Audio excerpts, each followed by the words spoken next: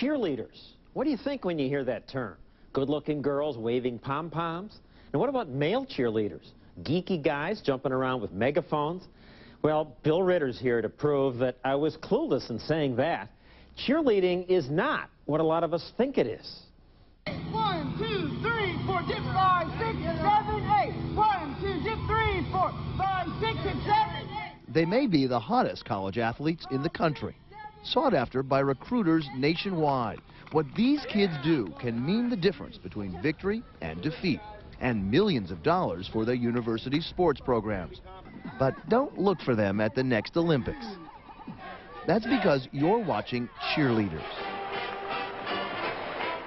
This story is about male cheerleaders, who are now the strongest, most agile jocks on campus. A sort of Baryshnikov meets The Rock, showing a high-powered display of muscle and hydraulics. Make a mistake, and somebody pays the price. Probably compared to any sport, this is probably the toughest sport I've ever played in my life, and including wrestling and football. There's not a second that you're not using every muscle in your body. And to state the obvious, these dudes are hunks. Great-looking guys for great-looking gals. And make no mistake, these guys are not your father's cheerleaders, who are really kind of wimpy, all decked out in their lettered sweaters. Of course, men were the first cheerleaders. In fact, for the first half of the 1900s, yell leaders were on playing fields everywhere. But during World War II, men turned the sidelines over to women, and they didn't return until 4 decades later, when they were reunited. Male and female cheerleaders, for the first time, added strength to their enthusiasm. Girls can do so much in cheerleading, but when you bring a guy in, you can go, you have that much more strength, it's more excitement, it's louder, bigger stunts. Adding their brawn to the team seems to be good for the male brain. You gain leadership skills with multiple people, not just your gender, not just different races, but everybody. And you learn how to work with what motivates people, what doesn't motivate people. Which is why these guys are now hot properties. Colleges actively recruit them. 200 schools now offer cheerleading scholarships. And corporations want them too. Male cheerleaders are among the most sought-after graduates, especially for sales jobs. The theory is, if a guy can sell a crowd, he can sell, well, anything. Yep, George W. Bush was a cheerleader. But he's not the first cheerleading chief executive. Ronald Reagan was one. So was Dwight Eisenhower. Richard Nixon was not a cheerleader, although he did have his own cheerleading squad. But who knew so many politicians had on-the-squad training? Like Mississippi Senator Thad Cochran, a cheerleader for the University of Mississippi back in the 50s, by popular vote.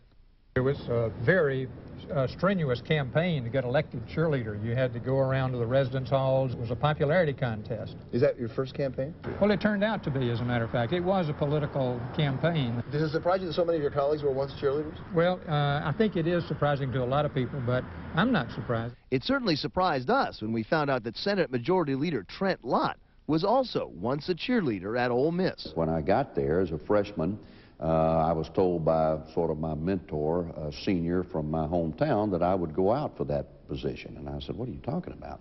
And I loved it. It was a lot of fun. Now, we tried but couldn't find a Democratic lawmaker who got his start as a male cheerleader. Oh, sure, there are some prominent registered Democrats who once cheered, like Steve Martin, Kirk Douglas, even Michael Milken. But for some reason, we've yet to find a Democratic male cheerleader. Well, surely there's some out there. We haven't found one. You just haven't found them. Maybe right. They're shy. I don't know. I'm sure that the Democrats were not good athletes, so that would have been where they were. They weren't on the field to play. I guess they were in the stands somewhere. And who says most of us forget what we learn in school? Did George W. Bush's cheerleading routines pay off later on the campaign trail? Well, let's take a look. There's the arm wave, right and left, double arm wave. There's baby holding, baby passing with full arm extension, thumb raise, double thumb raise, interpretive dance, and hey, give me a W. Today's cheerleaders spend months on the sidelines, but for one weekend a year, they take center stage. They've come here to Orlando, Florida to compete against each other in the Cheerleading National Championships. This is our time to be in the limelight. This is the cheerleaders' time to show their stuff. T. Lynn Williamson is the advising coach of the University of Kentucky cheerleading team.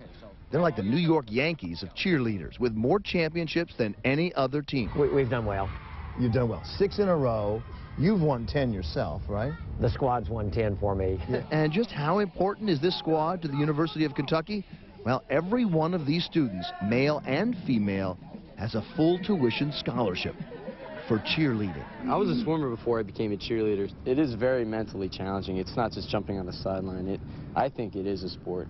Keith Hodgson is a senior on the squad. Now, to get ready for this year's contest, Kentucky and nearly 24 other teams have been practicing 20 hours a week for the past few months.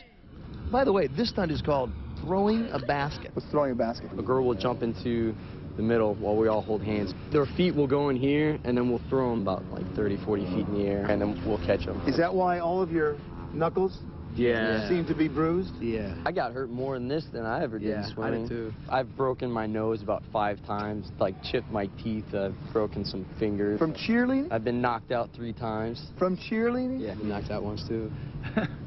Stretch and concentrate. Here we go. At sunset, one last chance to focus and practice before the University of Kentucky Wildcats go inside to defend their title. Don't think about it. Have fun, perform. Your body will do what it needs to do.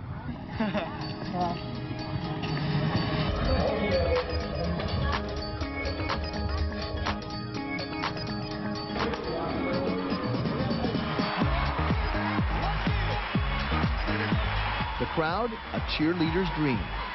Mostly other cheerleaders. Cheering. From Tuscaloosa, Alabama, the Crimson Tide. Months of practice now boil down to a 2-minute, 10-second routine. The margin of error close to 0. And the judges miss nothing. Every small slip, every missed smile, every less than perfect pyramid. The routines are absolutely stunning. The display of brute strength, epic. And the sales job, so very male. Now it's Kentucky's turn. Lexington, Kentucky, these are the Wildcats. I'm a complete nervous wreck. They have the skills. We've coached them and taught them everything we think they can. They have to perform.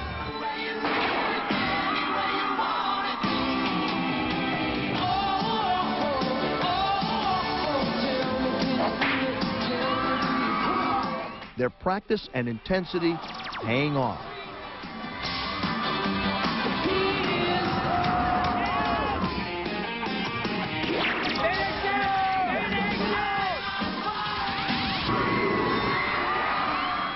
And they nail it.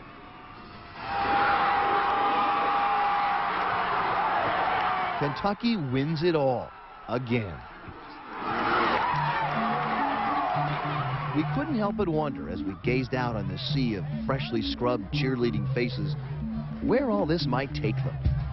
And what if we had just seen a future president in training? This is eye-opening, Bill. I'm stunned that they get scholarships, full scholarships to college. This is big business, John. 200 schools, not all of them offer full scholarships, but they either offer full or partial scholarships. The same as the football team, the same as the basketball team. Cheerleading can be very big business. Just think about it. If the cheerleaders can pump up the crowd 5 or 10%, the crowd can pump up the team 5 or 10%, that can make a difference between winning or losing, and that's big bucks for these teams. Now, I just have a hard time imagining Senator Lott or President Bush tossing some girl in the air when they were in school. They did that? A megaphone. No, they did. Today, it's all about lifting these girls. And they're pretty small girls, but they lift them and throw them 20, 30 feet in the air. It is all about strength and brawn today. Well, how'd they get the job? The popularity. It was all about votes. It was really their first campaigning back then. Now, you got to compete for the team. Every year, you go out for it. A lot of these kids don't make it. Thanks, Bill. We'll be right back.